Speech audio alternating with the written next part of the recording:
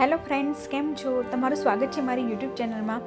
આગળના વિડીયોમાં આપણે મલાતજની મેરડી માતાના દર્શન કર્યા અને એ મંદિરનો ઇતિહાસ જાણ્યો. હવે આપણે જઈ રહ્યા છીએ વલાસણ ગામ. આણંદ શહેરથી તારાપુર જવાના રસ્તે 8 કિલોમીટર જેટલા અંતરે વલાસણ ગામ આવેલું છે. અને જો તમે મલાતજ મેરડી માતાના દર્શને આવો તો ત્યાંથી આ મંદિર 24 કિલોમીટરના અંતરે આવેલું છે. તો આપણે હમણાં પહોંચી ગયા છીએ વલાસણ ગામ મેરડી માતાના મંદિરે. આ મંદિર તરફ જવાનો મેઇન એન્ટ્રી ગેટ છે.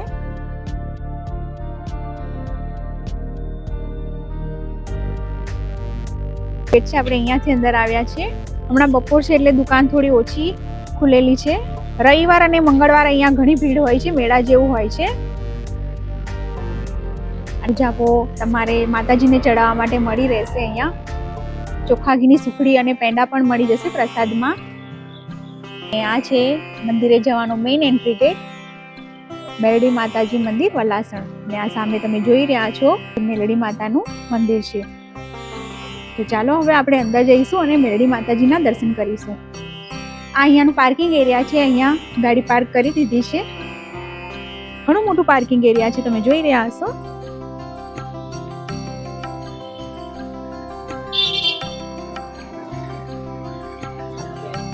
અહીંયાથી પણ તમે માતાજીને ચડાવવા માટે ચુંદડી લઈ શકો છો.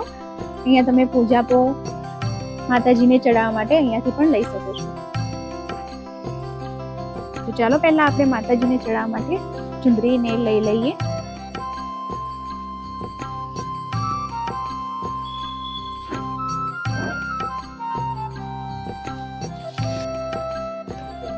બસ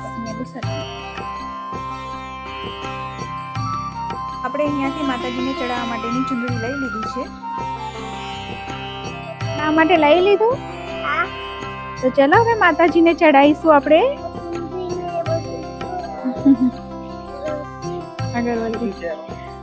શું શું છે અને કંકુ. આ તમે જોઈ રહ્યા મંદિર પરિસરના બહારના દ્રશ્યો છે. હમણાં થોડી ભીડ ઓછી છે, પણ રવિવારના રોજ મંદિરના દર્શન કરવા દૂર દૂરથી પગપાળા સંઘ લઈને લોકો આવે છે. આ સિવાય મંદિરમાં દૂરથી આવતા લોકો માટે રાહત દરે રવિવારના રોજ ભોજન વ્યવસ્થા પણ કરવામાં આવે છે. તો ચાલો હવે આપણે અંદર જઈશું અને મેરડી માતાજીના દર્શન કરીશું. અહીં આપણે બૂટ ચપ્પલ ઉતારીશું. હમણાં બપોરના 2 વાગ્યા છે, ભીડ થોડી ઓછી છે. બાકી સાંજે પણ અહીંયા ઘણી ભીડ હોય છે.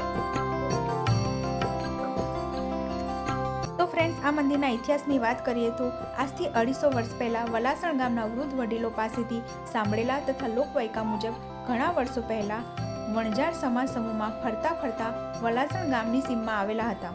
અને તે લોકો માટી ખોદકામ એટલે કે કુવા વાવ બનાવવાનું કામ કરતા હતા. અને અત્યારે તેઓએ બનાવેલી વાવ હમણાં પણ છે. એ વાવ વણઝારાએ કરેલા કામની સાક્ષી પૂરે છે. અને એની બાજુમાં મંદિર પણ છે. તે જગ્યાએ પહેલા જંગલ જેવો એક મોટો ચરો હતો.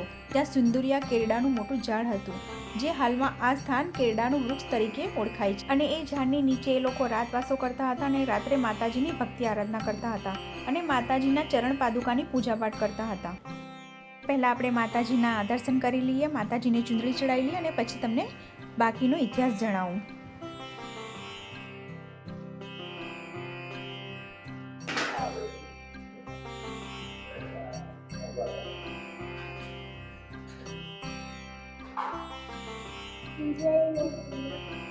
માતાજીની પાદુકાની પૂજાપાઠ પત્યા બાદ ચોર લૂંટારાઓથી બચવા માતાજીની પવિત્ર પાદુકા સિંદુરિયા કેરડાના ઝાડ નીચે પોતાના કરંડિયામાં સંતાડીને મૂકી અને રાત્રે સૂઈ ગયા. અને સવારે તેઓ રોજિંદા કામ મુજબ વલાસણથી ચાલી નીકળ્યા. ઉતાવળમાં એકબીજાના ભરોસે માતાજીની પવિત્ર પાદુકા લેવાનું ભૂલી ગયા અને ફરતા ફરતા સાંજ પડી ગઈ. રોજિંદા નિત્યક્રમ મુજબ માતાજીની પૂજા કરવાનો સમય થયો અને માતાજીની આ પવિત્ર પાદુકા શોધવા લાગ્યા. પાદુકા ન મળતા તેઓ અંદર અંદર એકબીજાને પૂછવા લાગ્યા. પછી તેઓએ ખ્યાલ આવ્યો કે માતાજીની ચરણ પાદુકાઓ તે વલાસણ સિંદુરિયા કેરડાના ઝાડ નીચે કરંડિયામાં ભૂલી ગયા છે.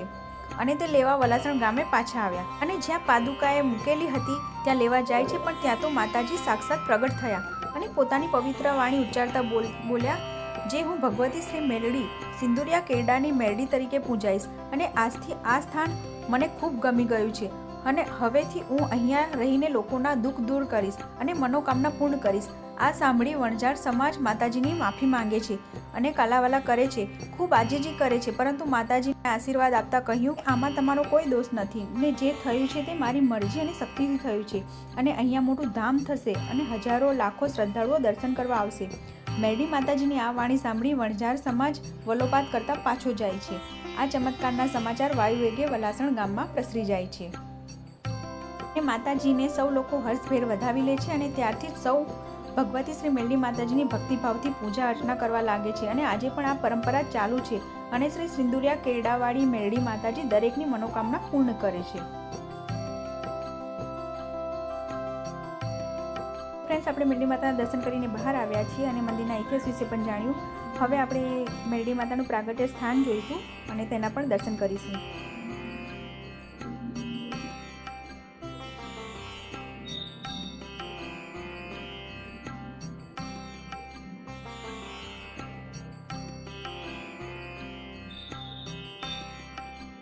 તમે સામે જોઈ રહ્યા છો મેરડી માતાનું પ્રાગટ્ય સ્થાન છે, તો ચાલો આપણે અહીંયા પણ દર્શન કરી લઈએ.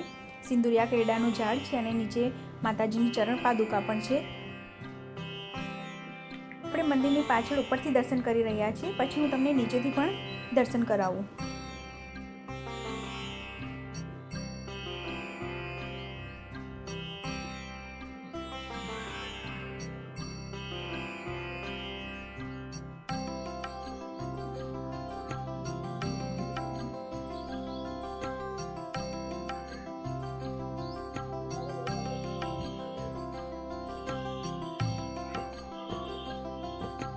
તો ફ્રેન્ડ્સ, ઘણું સરસ મંદિર છે અને ઘણું મોટું મંદિર છે અને અહીંયા જે મંદિરો છે એમાંથી પણ મેં સંખલપુરના બહુચર માતાનું મંદિરનો વિડીયો પણ બનાવેલો છે, તે તમે જોઈ શકો છો.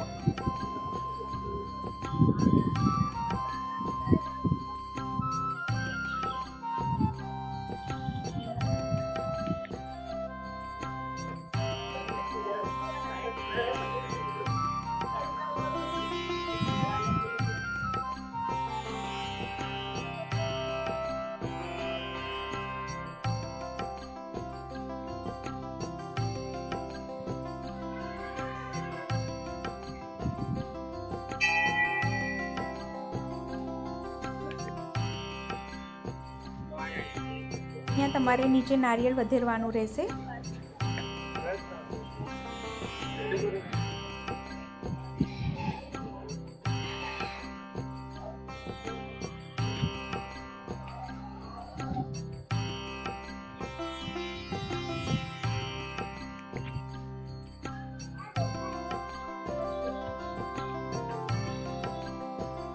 અહીંયા આશાપુરા માતાજી અને સંખલપુરના બહુચર માતાજી ઘણા બધા મંદિરોના ફોટા લગાવેલા છે અને અહીંયા ભોજન પણ મળી રહેશે તમને.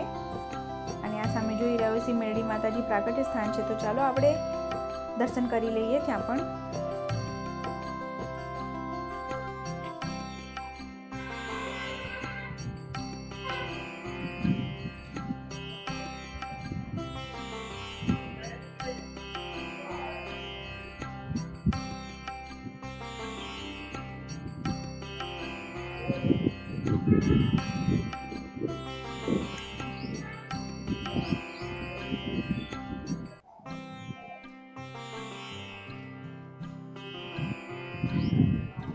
સિંદુરિયા કેરડાનું ઝાડ છે અને અંદર માતાજીના ચરણ પાદુકા પણ મૂકેલા છે.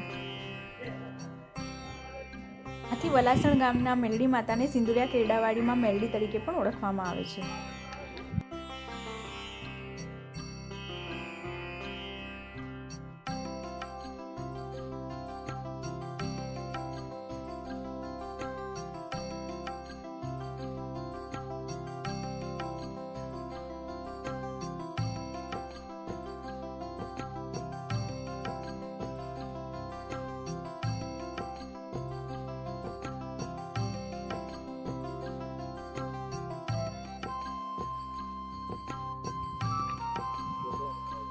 મંદિરની બાજુમાં ઝોપડા મહારાજનું પણ નાનું મંદિર છે, તો ત્યાં પણ આપણે દર્શન કરી લઈએ.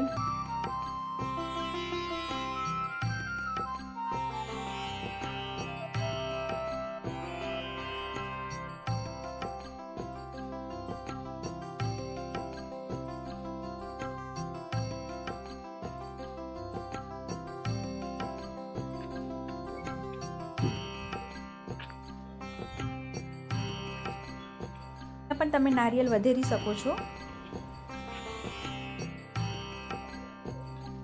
ફ્રેન્ડ્સ, ખૂબ જ મોટું મંદિર છે। જો તમે આ મંદિર ના જોયું હોય તો એકવાર મંદિરે દર્શન કરવા માટે જરૂરથી આવજો।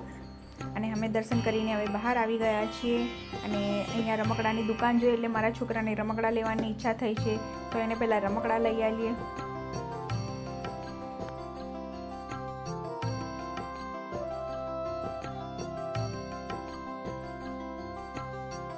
તો ફ્રેન્ડ્સ, આજની વિડીયોમાં આટલું જ। મને આશા છે કે વિડીયો ગમ્યો હશે। વિડીયો ગમ્યો હોય તો લાઇક કરજો, શેર કરજો અને કોમેન્ટમાં જય માં મેરડી જરૂરથી લખજો। અને મારી સાથે નવા વિડીયો જોવા માટે, મારી સાથે દર્શન કરવા માટે મારી ચેનલને સબસ્ક્રાઈબ જરૂર કરી લેજો।